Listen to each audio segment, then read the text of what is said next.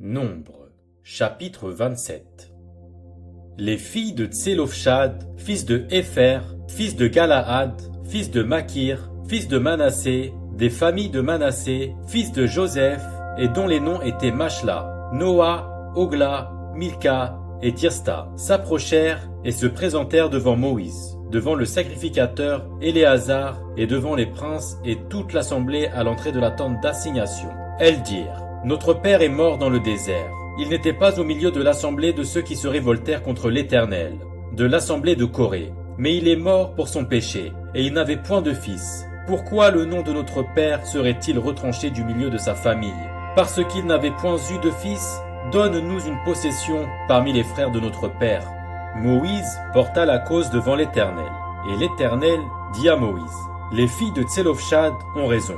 Tu leur donneras en héritage une possession parmi les frères de leur père, et c'est à elles que tu feras passer l'héritage de leur père.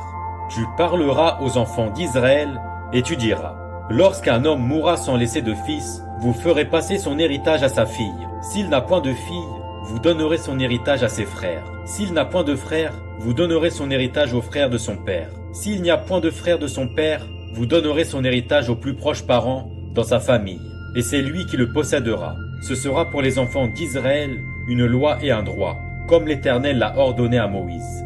L'Éternel dit à Moïse: Monte sur cette montagne d'Abarim, et regarde le pays que je donne aux enfants d'Israël.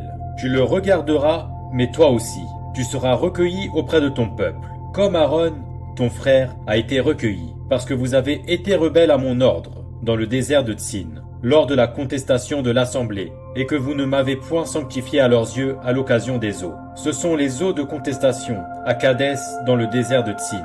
Moïse parla à l'Éternel et dit: Que l'Éternel, le Dieu des esprits de toute chair, établisse sur l'assemblée un homme, qui sorte devant eux et qui entre devant eux, qui les fasse sortir et qui les fasse entrer, afin que l'assemblée de l'Éternel ne soit pas comme des brebis qui n'ont point de berger.